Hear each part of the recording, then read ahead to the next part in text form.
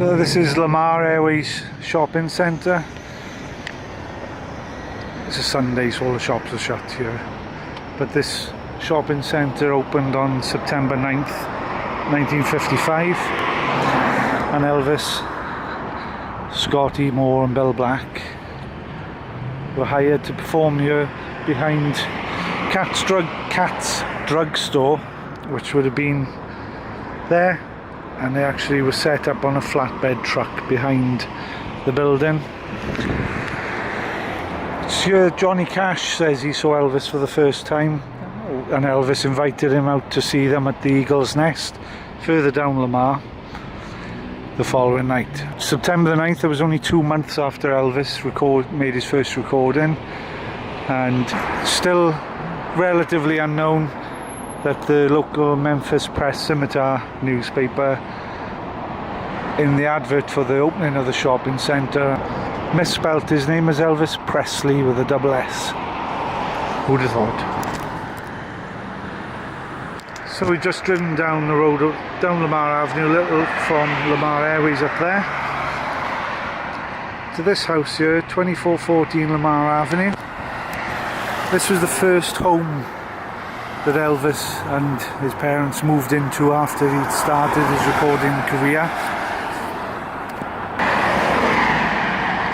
That front section there is an add-on, obviously. The original home was where the roof slanced on there. That would have been the front of the house. So that's where Elvis lived, 2414 Lamar Avenue, and he lived there from December 54 until in the fall of 1955. It was still a rental home though. He still didn't quite have the means to actually purchase a house, but it was a step up all the same. This Aldi's here was the former site of the Rainbow Rollerdrome roller skating rink,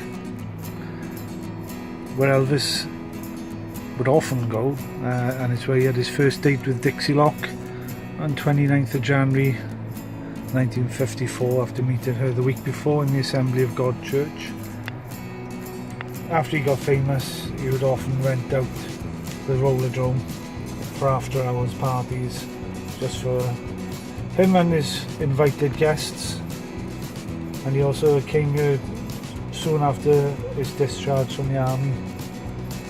The rink opened in 1946, but by the 60s it was closed. It was owned by the Piracini family, who also owned the Clearpool complex, which housed the Eagle's Nest, where Elvis played early in his career, further down Lamar, and which was another popular complex for local Memphians to hang out. We've just left Lamar and we're going over now, driving down to the state line to cross back into Mississippi to go to the Circle G Ranch. It was bought by somebody, but we don't know what state it's in at the moment, so we're going to go and have a look.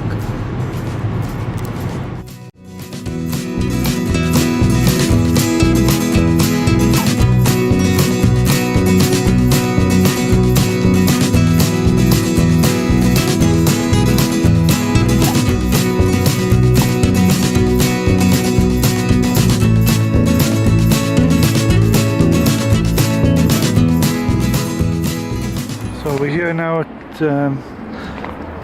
Circle G Ranch, as Elvis called it. They were it basically started at the end of 1966. Elvis bought Priscilla a horse, and he also bought a horse for his member of his entourage, Jerry Schilling. His girlfriend Sandy Coelho bought her a horse as well, so that she could go riding together with Priscilla, and it just basically spiraled from there. That Elvis had a horse, he bought Jerry Schilling a horse, then he started buying horses for the rest of his entourage, and also all the horse riding equipment necessary for it. And eventually one day, while passing on the road outside, which is now a really busy thoroughfare, which was a lot quieter back in the 1967. In February 67 he bought this ranch, Circle G, passing on the road over in that direction, and there's a 60-foot cross over there which Elvis took as a good sign to put in an offer to buy this ranch. This is the honeymoon cottage, famously called the honeymoon cottage, that Elvis and Priscilla spent time in. He spent thousands of dollars on ranchero pickups, trailers for all his entourage and their families in the grounds over in that direction. This is private property now. It has been bought apparently.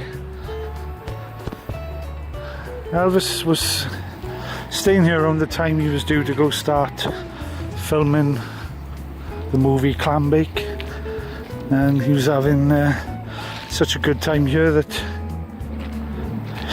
he pulled a sickie basically, and that was his first encounter with Dr. George Nicopolis, who basically signed off on Elvis being unfit for work at that point. And of course from that point on, Dr. George Nicopolis became a big part of Elvis's life. Like many things with Elvis's impetuous nature, the novelty of the farm ranch life did start to wear off after spending thousands and thousands of dollars, as I say, on trailers and all the equipment needed for a ranch. And then as soon as November of 67, less than a year after buying the property, everything was sold in a public auction, all the property. The property itself was sold soon after. The new owners defaulted and the ownership reverted back to Elvis until it was finally sold again in 1973. So it was only a brief period of his life, but especially by Priscilla, it's looked back very fondly as a very happy time.